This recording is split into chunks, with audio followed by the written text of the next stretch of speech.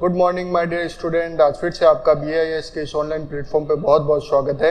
हम लोग क्लास 11 की फिजिक्स की लेक्चर की सीरीज कर रहे थे। आज उसका आखिरी लेक्चर वेव्स आपके सामने है, बहुत अच्छे से देखिएगा, समझिएगा। सबसे पहला फर्स्ट टॉपिक है स्टैंडिंग यानी स्टेशनरी वेव। नाम से ही पता चल रहा है स्टेशनरी वेव क्या है। A stationary wave is a wave which is not moving। Stationary का मतलब क्या होता है? नॉट मूविंग, यानी वो वेव जो रेस्ट पोजीशन पर होती है।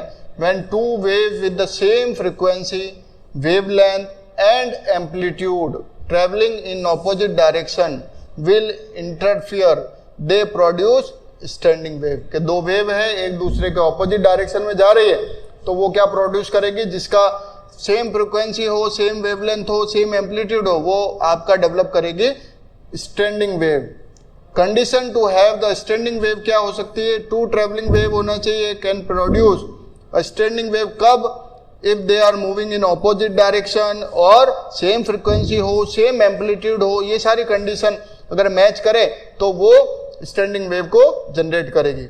Eight certain instant when the peaks of the both wave will overlap, किसी स्टैंड पर दोनों के जो पीक है वो ओवरलैप करें, then both the peaks will add up to form the resultant wave.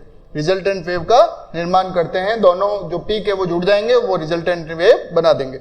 Eight certain instant when the peak of one wave combine with the negative of the second wave, they will net amplitude become zero. कि एक का ऊपर की तरफ और दूसरे का नीचे की तरफ है, तो दोनों एक दूसरे को क्या कर देंगे? क्योंकि same magnitude opposite direction cancel out कर देंगे। As a result standing wave is produce in case of stationary wave, the wave form does not move. ये बात ध्यान रखनी है आपको। नेक्स्ट अपन बात करते हैं इसका एक्सप्लेनेशन की। एक्सप्लेनेशन में क्या है कि हम फर्स्ट फिगर ले रहे हैं जहां पर ये वेव इसकी फॉरवर्ड डायरेक्शन के अंदर चल रही है। हमने माना ये एक रिजिड कोई बॉल है, ठीक है, तो इससे टकरा कर ये रिफ्लेक्ट बैक हो रही है। तो जैसे रिफ्लेक्ट बैक होगी तो दोनों के बीच में जो फेज डिफरेंस होगा वो कितना होगा? पाई होगा। तो एक कोई फिगर ले लिया जिसमें रिजिड बॉल की तरफ इंसिडेंट वेव जा रही है, रिफ्लेक्ट बैक होगी किस एंगल से? पाई एंगल से। तो सेकंड वेव जो होगा वो अगर यहां से इस तरफ जा रहा है तो दोनों के जो पीक है वो अगर कोइंसाइड कर रहे हैं तो वो किसका क्रिएशन करेंगे? स्टैंडिंग वेव का क्रिएशन करेंगे। The incident wave is continuously come from left to right and reflected wave will keep continuing from right to left. At some instant of time there will be two waves, one going towards right and one going towards left. As a result these two waves will overlap and form a standing wave।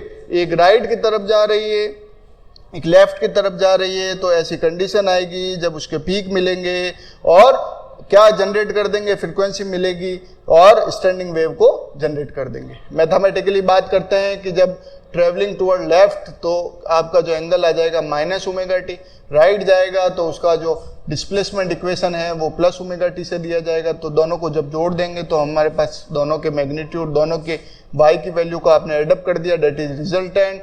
तो इसको mathematically solve करेंगे तो अपने पास ये formula आ जाएगा, दोनों wave का combine, जिसको हम सिंप्लीफाई करके निकालते हैं।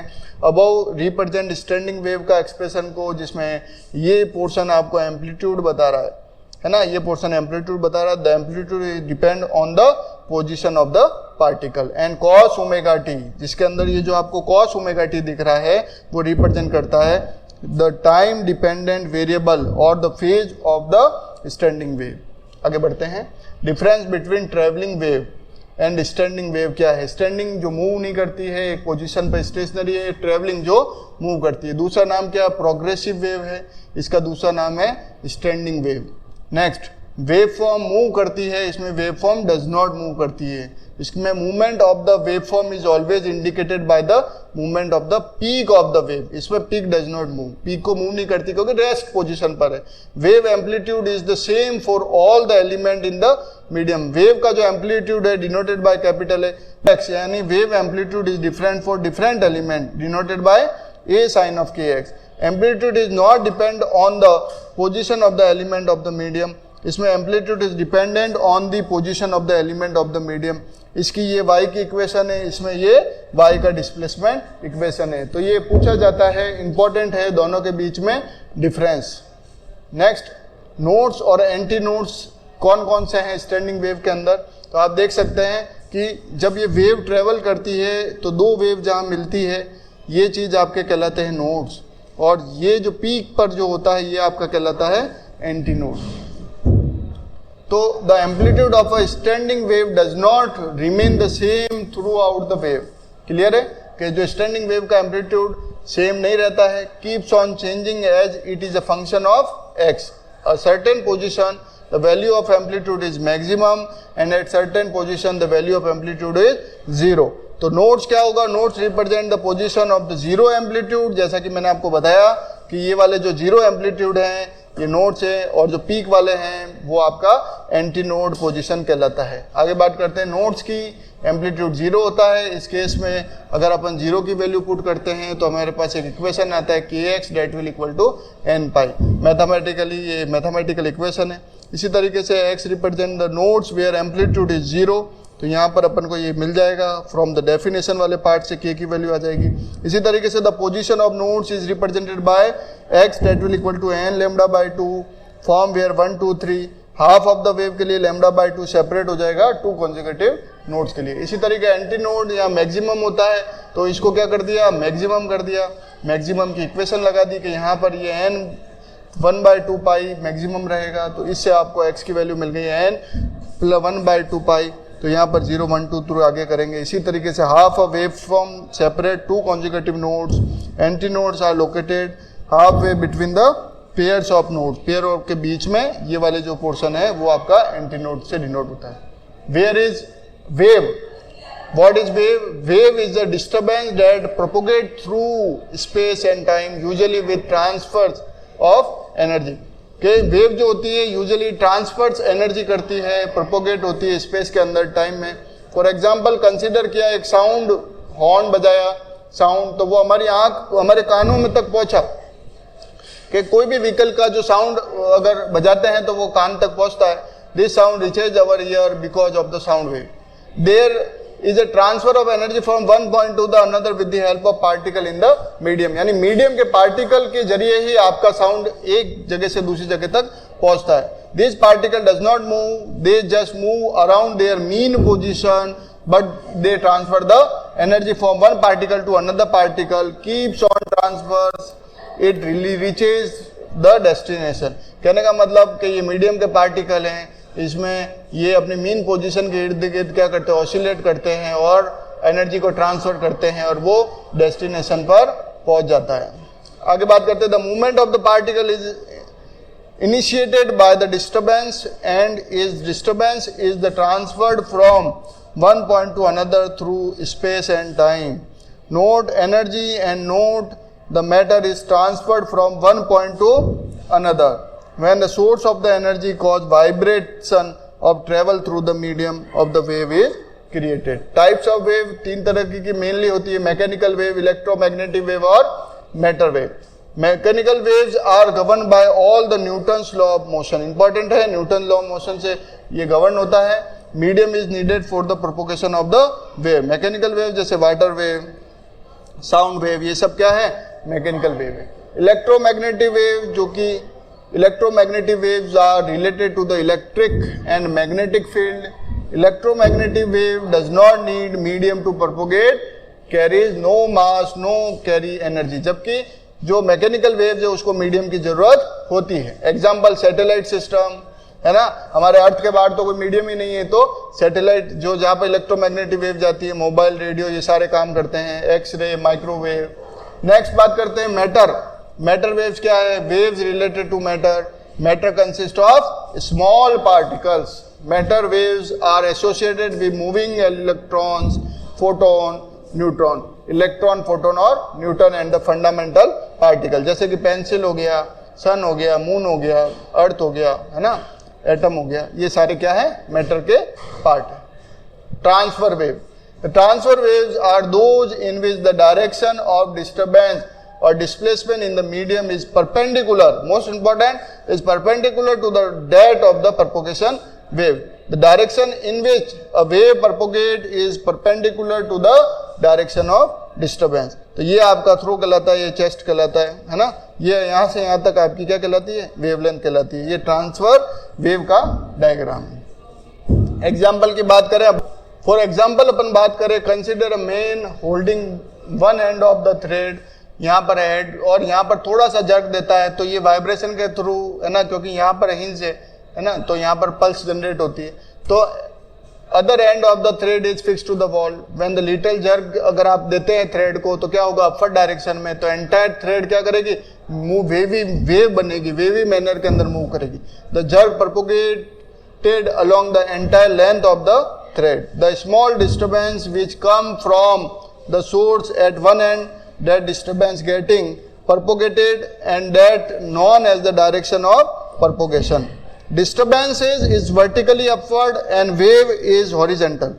डिस्टर्बेंस जो होता है वर्टिकली अपवर्ड होता है एंड वेव क्या होती है, हॉरिजेंटल होती है। ये बात ध्यान रखना, जैसे कि यहाँ पर डिस्टर्बेंस इस तरीके से है और वेव कहाँ जा रही है, आगे की तरफ जा रही है। तो wave they are perpendicular to each other, एक दूसरे के परपेंडिकुलर होते हैं, इसको इसलिए क्या बोलते हैं, ट्रांसफर वेव कहते हैं। ट्रांसफर वेव का कारण क्या है, when we pull a thread in upward direction the formation and the propagation of the wave are possible because entire thread is under tension.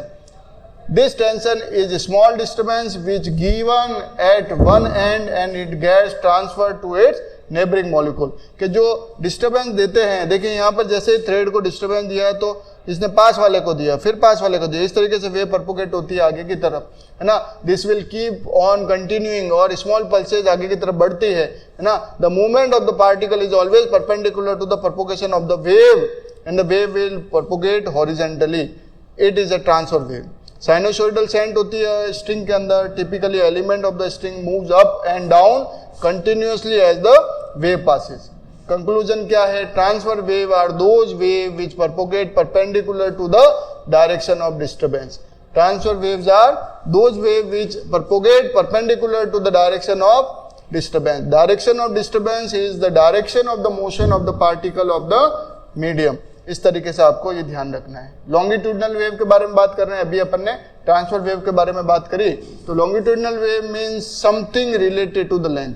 Long यानी लेंथ, यानी something which is related to the length are known as the longitudinal wave. In longitudinal wave the direction of disturbance and displacement in the medium is along the propagation of the wave. For example, sound wave, particles and wave moving along the horizontal direction, so both are in the same direction.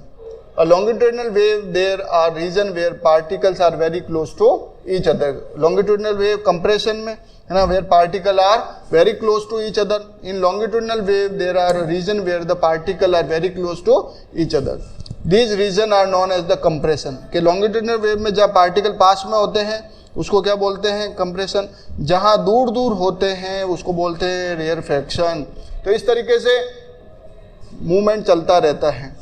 In some region the particle are far, जिसको क्या बोलेंगे, rarefaction. ये longitudinal wave के बारे में। Sound waves and beat क्या है, sound is a wave that travel through air, यानी मीडियम की जरूरत है, बिल्कुल सही, and other substance. Sound has the characteristic common to all wave, namely frequency होती है, पीरियड होता है ना, वेवलेंथ होती है, वेव स्पीड होती है।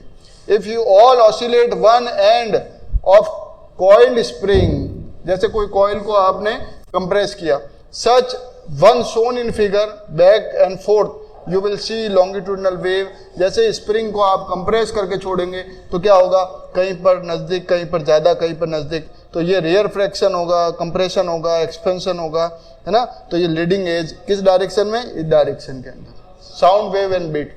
सिमिलरली फिगर के अंदर शोन है कि वाइब्रेटिंग टर्निंग फोक, एक टर्निंग फोक को अपन किया, है ना, तो ये क्या करेगा, अपना मूवमेंट करेगा। उस मूवमेंट में कंप्रेशन भी होगा, एक्सपेंशन भी होगा, डायरेक्शन किस तरफ होगी, नॉर्मल डेंसिटी है ना।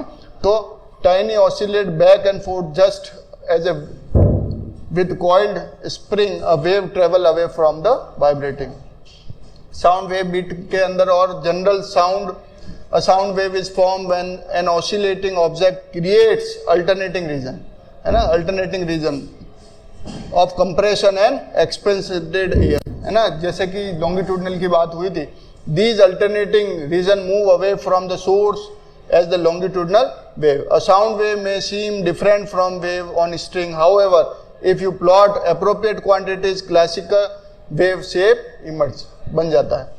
साउंड वेव और बीट को अपन मैंने अभी अभी बताया कि कंप्रेशन होगा तो नज़दीक आ जाएंगे, जहाँ दूर होगा वहाँ गैप ज़्यादा आ जाएगा, पार्टिकल क्लोज टुगेदर, है ना। और वेव की वेलोसिटी इस तरीके से होगी, ये कंप्रेशन कहलाएगा, जहाँ दूर दूर है वो रेयर फ्रैक्शन कहलाएगा। तो इसी तरीके से ये इसकी डायरेक्शन के अकॉर्डिंगली ये वेलोसिटी इस डायरेक्शन में डेंसिटी को बताएगा। तो ये this is all about last chapter, that is chapter number 14। Theoretical portion है, लॉन्गिट्यूडनल ट्रांसफर वेव के बारे में डिफरेंस पूछा जाता है, बीट क्या है, साउंड वेव क्या है, रेयर फ्रैक्शन क्या होता है, कंप्रेशन क्या होता है, ये कुछ एक टर्मिनोलॉजीज है, इनके बारे में आपको पढ़ के जाना है। तो ये पूरे लेक्चर की फिजिक्स की सीरीज थी। आज सारे के सारे लेक्चर आप लोगों को मिल गए हैं यूट्यूब के अंदर। ज़्यादा से ज़्यादा इन लेक्चर्स को देखिए, ज़्यादा से ज़्यादा शेयर कीजिए, और कोई डाउट आता है तो आप कमेंट सेक्शन में पूछ सकते हैं। थैंक यू, हमारे साथ बने रहने के लिए आपका बहुत बहुत धन्यवाद। Thank you.